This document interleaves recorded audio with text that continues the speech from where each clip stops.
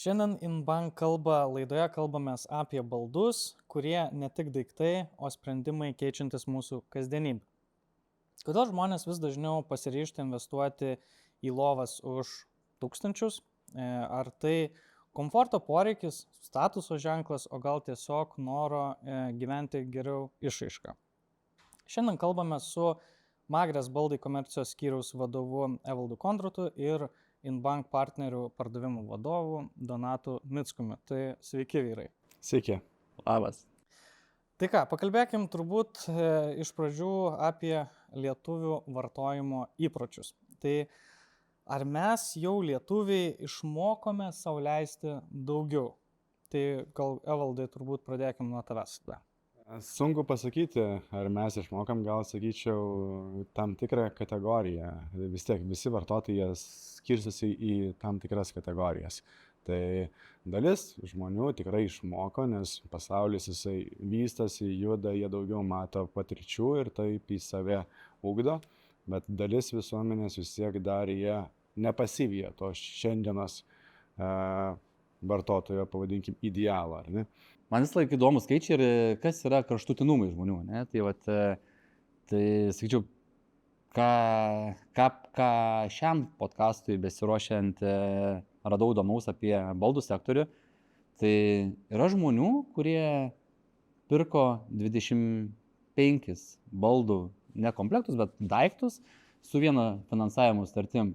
Tai reiškia žmonėms įdomu įsirengti visus namus, pirkti daug dalykų, daug skirtingų daiktų iš vieno tiekėjo su finansavimu ir taip susibalansuoti, kas čia nėra gal standartas arba aiškus. Įdomu, kaip ta kliento patirtis per tavo prizmę atrodo, ar tik klientas perka vieną prekę, dvi prekes, koks yra vidurkis to kliento. Bet čia teisingai ir pasakei, kad kuo toliau žmogus jisai nori taupyti savo laiką. Tai tas taupimas va čia ir pasako, ne? Vienu metu aš noriu įsigyti vienoje vietoje kuo daugiau man reikiamų daiktų. Tai tas, kas, pavadinkim, prekės ženklas, kuris tą gali pasiūlyti, ar ne, tai tas ir gali šiandieną paimti tą klientą, tą vartotoją, ar ne. Bet jų nėra daug. Iš esmės vis tiek visi prekės ženklai daugiau mažiau jie stengiasi specializuotis į vieną arba kitą pusę, nes tai yra paprasčiau, tai yra akumuliuoja jiems per visus kaštus lengviau. Bet taip, šiandien žmogus ieško visko ir stengiasi rasti kuo daugiau vienoje vietoje, nes laikas yra brangus. O gerai, šiaip pavyzdžiui irgi ties lietuvių tais pasirinkimais prekėmis, tai ar jie vis dar perka, kad būtų ilgiau, sakykim taip, ar jau kad būtų jaukiau? Čia šitas klausimas vis tiek perkasi šeima. Ir jaukiau dažniausiai jau čia yra žmonos kaip taisyklė, kad būtų namai jaukus, kad būtų viskas gražu, estetika, interjeras, visa kita. O ilgiau jau ateina iš vyro prizmės, kad jau turi viskas tarnauti, kad man nereikia galvos neskaudėtų, kad viskas būtų ramu, kad aš sėdėčiau komfortiškai ant tos sofos. Tai čia manyčiau, kad abu jie žaidžia medalio pusėje, ar ne? Nėra vieno ar kito. Tai manyčiau, klientas ieško ir to, ir ano, ar ne? Ir ta visa jų visuma, jie, kai suranda, tada jau būna, kaip sakant, vaisiai. Tai čia turbūt, Donat, irgi iš tavo pusės gal yra kažkokiu... Man tai aš klausausi Evaldo ir vienas kampas įdomus. Žinai, kas priima sprendimą, atrodytų, kad finansai kaip ir turėtų būti, gal vyras ten planuoja, investuoja ir panašiai, bet perka, sofą su finansavimu. Tipinis portretas yra moteris.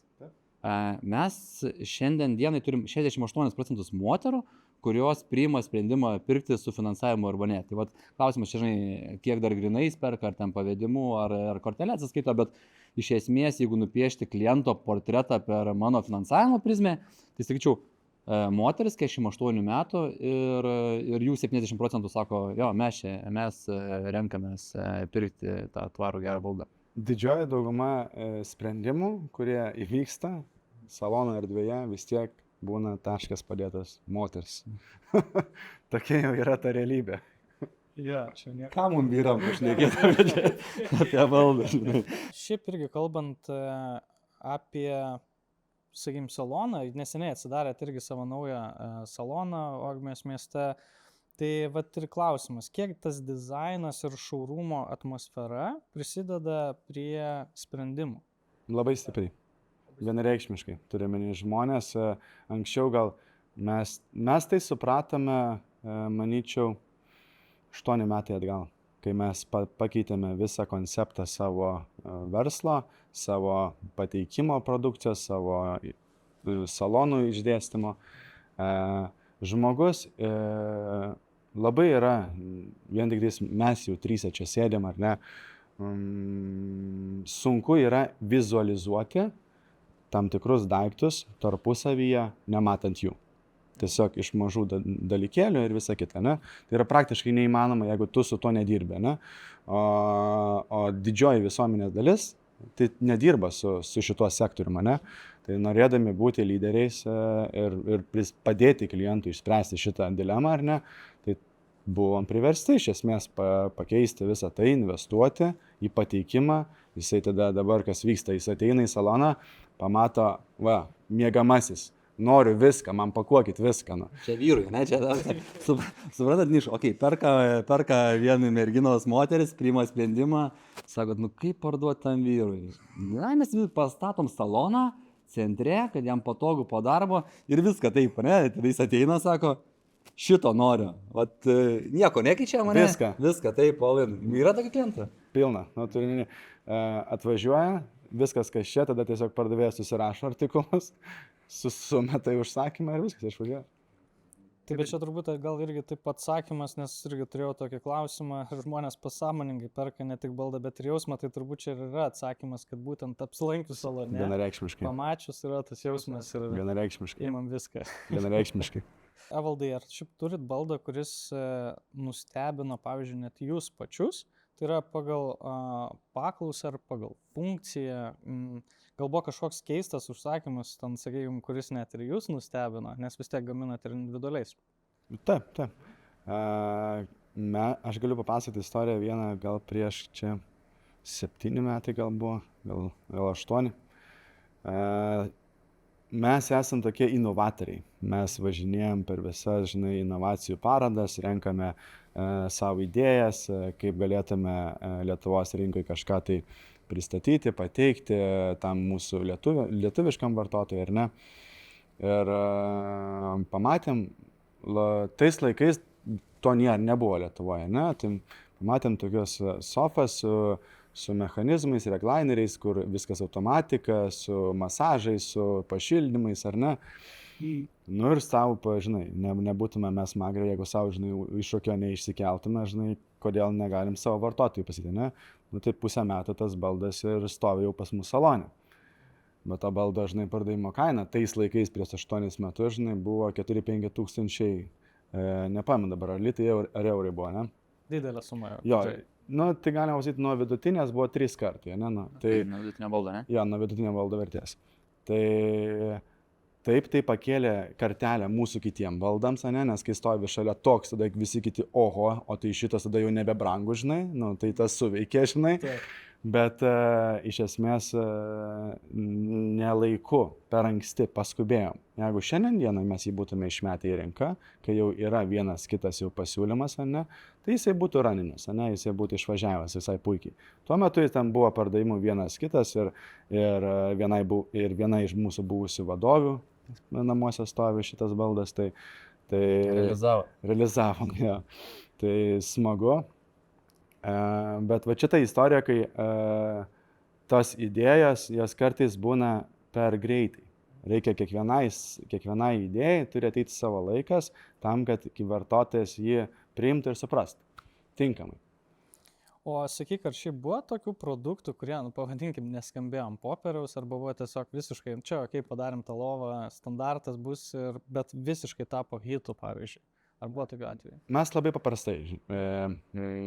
Pas mus labai paprastai. Kaip pasimato, ar baldas bus sėkmingas ar ne? Įdomus klausimas, ne? tu sukūri baldą, visiškai pirmas, dar kartais net nebūna gamybiniai procesai išdirbti iki galo, ar ne, o tik tais konstrukcija, ne. Tai labai paprastai nuveži į saloną, užtenka 1 savaitės. Jeigu per 1 savaitę gavai užsakymą, viskas, be marketingo, be nieko, turi menį tiesiog. Jeigu akis užkliuvo, reiškia, reikia toliau dirbti. Jeigu neužkliuvo, dirbam toliau, kuriam kitą. Paprastas atsakymas. Tai truputį paįvairinkim mūsų pokalbį, turim tokį žaidimuką. Tai atsakymo per daug reikia negalvoti, tai realiai vienas arba kitas, o paskui galėsim pasižiūrėti, ne, kodėl vienas arba kitas atsakymas. Pirmas klausimas, minimalistinis interjeras ar ryškus spalvotas stilius? Minimalistinis. Užsisakyti baldą internetu ar eiti fiziškai pačiupinėti? Fiziškai. Turbūt tas jo realybės jausmas kaip iš tikrųjų, ne? Vienareikšmiškai. Visi šiandieną dar, nors visi sako, keičiasi, kad visi nori greitai ir užsisakyti, ne, bet tam tikros vertės dar vis nori visi pačiupinėti. Tai atsigult, paminkit. Vienareikšmiškai. Gerai. Pagalvėlės dėl grožio ar dėl funkcijos? Sakyčiau, dėl funkcijos. Reikia pasitikrinti, žinai, kas tu pagal zodiako ženklą, gal mes čia tokie patys esam, nes tas pats, tai turi po galvą pasidėti arba ranką pasidėti. Investuoti į svetainę ar į miegamąjį? Svetainė. Miegamąjį. Nors kažkur išsiskirsim, miegamąjį. Gerai. Baldas, kuris patinka tau ar kuris patiks svečiams? Man. Daugiau apie tai, kad gyventi, ne, vis tiek pačiam galiausiai reikia. Ar čia kažkoks kitas yra? Tu sėdi ant tos sofos, tu žiūri, žinai, krepšinį, tai faina gali būti. Mes gal su Evaldu nebepataikome tą, žinai, Instagramo bumą, kur reikia nusifotografuoti, žinai, kelti, gauti reelsų. Ar juokas ima pagalvojus, kad anksčiau būdavo, žinai, važiuojam pirkti sofos, nes kalėdom atvažiuos svečių. Tai būdavo, bet... Tai vis dar šiandien yra. Ateina kokios Velykos, žinai, perka stalą su daug kėdžių, nes pas mane atvažiuoja svečiai. Tai viskas tame dar vis šiandien pasitaiko, bet va tas... O tai jūs branginat ar piginat kainodarą? Ne, išlaikam tą pačią. Vis dar yra šiandien žmonių, nors mes jau stengiamės ištransliuoti, ne žmogui, kad tu perki ne svečiams, tu perki savo, ne? Nes jeigu būtumėt paklausę prieš kokius 10 metų, tai visi pirko tik su miegama funkcija, kai paklausi kodėl, nes pas mane kažkas gali atvažiuoti, ar ne? Tai natūrali taisyklė, baldas turintis miegamą funkciją, jis niekuomet nebus toks komfortiškas, kaip baldas be funkcijos, ne? Nes jo konstrukcija to neleidžia. Bet ko toliau, tuo mums vis labiau pavyksta tai ištransliuoti ir matome iš pirkinių, ne, ką žmonės renkasi, kad visgi jau po biškį pradeda jie į save, į savo laiką investuoti ir į savo komfortą. Tai tas džiugina iš esmės. Ir gerai, paskutinis tada klausimas, tai baldai iš katalogo ar individualus dizainas? Žiūrint, kokie baldai. Mes kalbam apie minkštus baldus. Jeigu minkšti baldai, tai iš katalogo. Man kažkaip tai nėra čia labai didelio. Man svarbiausia, kad jis būtų patogus, su funkcija, kad jis atliktų savo darbą. Ateini 3 baldus maksimum. Tu išsirinki iš 3 vieną, pasėdi, patestuoji, spalva gerai ir perki. Aš sakyčiau vietoje. Gerai. Šiaip kaip keičiasi baldų pirkimo psichologija? Tai pavyzdžiui, gal čia yra kažkokių išskirtinumų, kaip perka žmonės, kaip perka anksčiau, kaip perka dabar, pavyzdžiui? Nežinau, kiek jūs žinot, pavyzdžiui, kiek laiko, galvoju, Donatai, kiek laiko užtrunka, sėdint nepatogios sofos namuose, ar ne, nuo tos minties atėjimo, kad tau reikia pakeisti sofą, iki tol, kol jinai pasikeičia. Kiek tu galvoji už tas periodas užima? Iki sekančio atlyginimo. Tai mėnesis. Statistika rodo, ne, kad vidutiniškai vartotojas jisai užtrunka nuo 2 iki 3 mėnesių. Nes jisai pirmiausia išsirinka vieną, tada jam reikia gauti patvirtinimą, kad jisai išsirinko gerai, tai jisai tada Aprūva iš žmonos, ne? Kad... aprūva pirmiausiai iš žmonos, tada apvažiuoja visus konkurentus, dar prasičekina, ar ne, kad tikrai jisai gerai priema sprendimą. Ir tai viskas dar 2 kartus ateina dar pasitikrinti, ar ne, ar tikrai gerai viskas.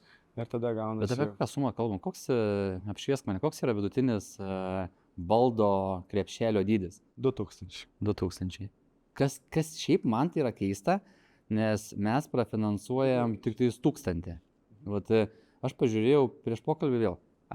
Vidutinis krepšelis yra 1024 eurai. O tu sakai, nu, tai ką tai rodo, kad žmonės gal dalį grinų turi, ne, kur susimoka avansą, kita dalis žmonių, kur perka tiesiog daugiau pigesnės vertės baldų. Tai stalai, kėdės. Bet yra tam tikras miestiškumas, netgi pasakyčiau, ne? Mes, žinoma, tų grinų stengiamės atsakyti, nes tai yra vargas, ne? Ten viską inkasuok, vežkis ir visa kitas operacijas. Bet vis dar tam tikri miestai, neatsisako jų, nežinau, eina, moka vien tik tais visas didžiausias sumas grinaisiais, ar ne? Tai ta tendencija yra, aišku, Vilniui labai šauniai. Labai mažas procentas yra iš tikrųjų, daugiausiai stengiasi kortelėmis atsiskaitimas įvyksta, bet yra. Ar skiriasi vyrai ir moteris pagal tai, kas jiems svarbiausia balduose? Tai pavyzdžiui, komfortas versus dizainas, sakykime, arba praktiškumas versus emocija? Vienreikšmiškai. Daugiau, manyčiau, vis tiek praktiškumas vyras. O emocija ir estetika tai visuomet bus moteris, manyčiau. Jie nori, kad būtų viskas namuose, ta harmonija, tas viskas, kas dėrėtų tarpusavyje, ar ne. O vyras nori, kad būtų... harmonija tarp fotelio ir sofos? Kūrė, žinok, sukuria žmonės, kūrė. Spalvinė harmonija, ar ne, kad visi šilumas sklistų nuo užuolaidų, nuo staliukos, ne, kad viskas harmoningai būtų, ar ne, kad užėjus draugai, ne, prieš kuriuos reikia pasirodyti, ar ne, sakytų, atsinaujinot. Koks baldas tavo nuomonė labiausiai apibūdina lietuvį? Ar tai sofa, tarkim, sakykim, patogiai žiūrėti krepšinio varžybas, ar pavyzdžiui stalas pasikviesti draugus vakarėlį? Tai gal įsivaizduoji, ar matai pagal pirkimo įpročius? Aš įvardinsiu būtent lietuvišką lietuvę, ne, kas vizualizuojama. Ne. Tai jeigu iš mūsų, ne, tai vytis. Mes turim kolekcijai baldą, kampą ar sofą, nesvarbu, jisai vadinasi vytis. Ja mes sukūrėme, kaip prisimenu, 100-mečio progą, kaip šventėme. Išleidom, ištransliavom, padarėm vyčio pagalvėlės dovanų nemokamai. Tai iš tikrųjų žmonės jį pamilo, vertino ir vis dar šiandien tas mūsų lietuviškumas, jisai vis tiek sąveikauja tarpusavyje. Tai aš įvardinčiau būtent šitą baldą. Liuks, gerai. Aš tai dar noriu progą pasinaudoti, galvoju paklausti Evaldo, duok tu man patarimą, kaip išsirinkti vieną miegamojo lovą, kiek reikia pinigų išleisti ir kaip išsirinkti. Tai atsakant į tavo klausimą, tai ne lovą rinkis, o čiužinį. Okay. Nes ne ant lovos miegosi. Good point. Kokia bus lova ar kokiu audiniu aptraukta, tai iš esmės visas lovas, kad tu jas sudėvėtum, šansų praktiškai 0. Nes ant nei vienos dalies tu nesiliesi. Gerai, duok patarimą vyrui, kaip man išsirinkti čiužinį, kad aš atsibundu taip, žinai, kaip po ledo vonios pilnas energijos ir kaip tą padaryti? Pirmiausia, tai reiktų pasižiūrėti į tavo, problemas, nes būna žmonės turi problemą, ar ne, jiems... Šeiminės ar... Ne finansinės, daugiau apie sveikatos, ne, jeigu kažkas tai matai, kad prabundi, kažkas tai skauda, ne, kažkokia tai kitos problemos, ateini į saloną ir sakai, aš miegu ant tokio čiužinio, iš kažkokio tai mane prekybininko, man neišsimiego, ar ne?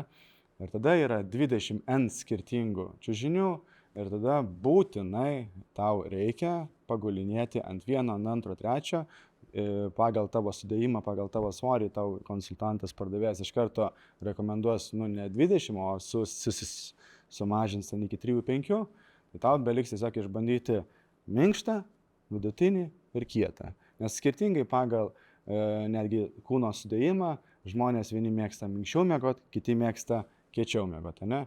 Natūralu, jeigu iš to viso dar po sovietinio mums dar mentaliteto yra įkalta, kad visi čiužiniai turi būti tik spiruokliniai, ar ne? Vis dar tas šleifas jisai eina. Ne, yra technologijos pažengusios, yra dalis jau tokių kaip hibridinių, ne, su spiruoklėmi poliuretanis, yra tik poliuretaninė. Tai kas kam iš esmės yra patogu, ne, kokio to minkštumo yra patogu, tą išsirinkti ir pasikeisti. Gerai, tai supratau. Dizainas paliekamas antrai pusiai, man reikia čiužinį išsirinkti, ne? Kiek aš pinigų turiu išleisti tam čiužiniui, kad gaučiau gerą kokybę už gerą kainą? Aš manau, vidurkis apie 1000 eurų. 1000 eurų. Manau, vidurkis. Yra rinkoje ir tenais, žinai. O kiek jis man tarnaus? Drąsiai tarnaus dabartinis mūsų prekės ženklas, kurį mes pristatome, ne, tai jo visi branduoliai duodama 10 metų garantiją. Aišku, mes kaip prekybininkas to nekomunikuojam, dar kol kas neafišuojame, ne, bet iš esmės yra aukščiausio lygio medžiagos naudojimas, kurios tu norėdamas suvartoti ir tu miegodamas, žinai, 8 valandas per dieną, po to tu nulipi, duodi jam biškį atsistatyti, ne, tu jo nesuvartosi. Čia tas ir yra skirtumas, kas yra viduj. Kas yra viduj, nuo to ir skiriasi. Padėkosiu tuomet už pokalbį. Labai ačiū, smagu buvo, ką pakvietėt. Dėkui.